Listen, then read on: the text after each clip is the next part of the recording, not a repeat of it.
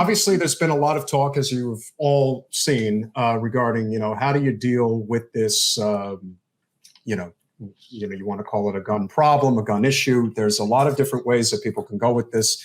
I am not a firearms expert. I would never pretend to be. I do believe in the Second Amendment, but I also believe that we have a very toxic gun culture in this country. I don't think it's overrun as much as people think, but there is a segment of the population that is absolutely uber obsessed with it. Sarah, you're in upstate New York. It is a lot different than New York City in terms of how people feel about the Second Amendment.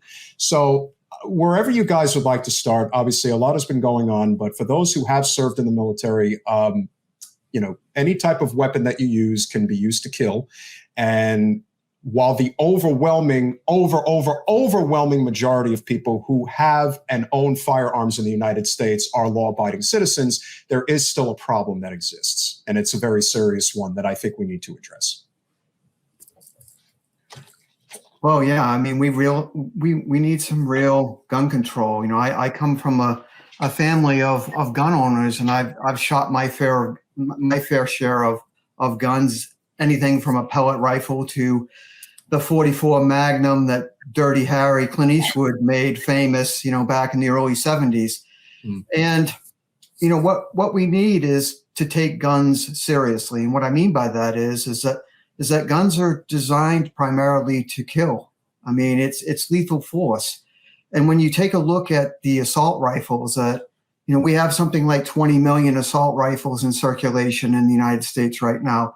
And this is absurd because assault rifles, they're designed for the military. They have no purpose in hunting. They have no purpose in self-defense. And so I hope that we as a country can get past the usual, do nothing Congress and the usual slogans about, God, guns, and guts, making America great, which I see as a bumper sticker around here quite a bit. And we finally come to the recognition that guns do need to be controlled. Yeah. Sarah, what do you think? Sure. So a little bit of context, because where I am, NY22, it's a little bit different. Like you said, for downstate, I'm a suburban mom. And every time the news comes on with a mass shooting or gun violence incident, my heart sinks because we're going back to the same place that we've been however many months previous. And it's horrific. That's probably one of my worst nightmares is every time the school calls, regardless of what the incident is, they always start out with, this is not an emergency. So I can't imagine what would happen the moment that I have to pick up the phone and those words aren't said because it is in fact an emergency. Having been in the military and qualified on the M16, I've shot it. I know the power that's behind it, and I don't see a place for that in society.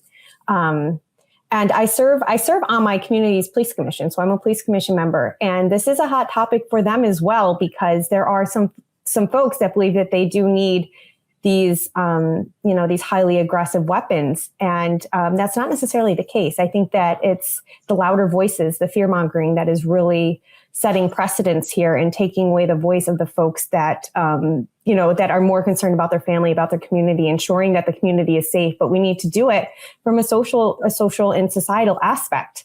Right when I came on, I was hearing the end of it, that there's no social network. If we can help do that, I think that that's part of a solution to the end of the crisis that we're seeing right now, but we definitely need to find some restrictions and a balance here because parents can't be operating on this fear that the moment that their children get dropped off at school or they're going on a school bus that they're not going to see them again. And that's unfortunately the reality that I'm living in and that a lot of other parents, not just in my area, but around the country are living in today.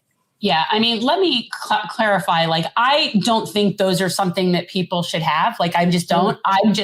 My thought is there's things that we can actually do. And one of those things is apparently the one common denominator of all these mass shooters is 60% of them have incidents in their past with domestic violence, family violence, a situation.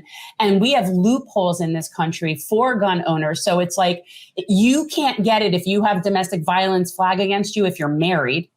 But if you're not married, which is the domestic partner loophole, there's a ton of things that you can just get around and do that. So there are things we can do to control who gets guns.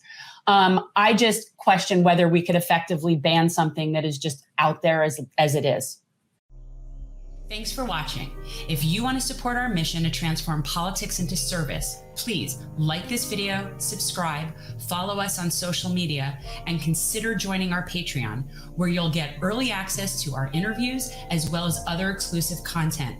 Links are in the description. Peace out.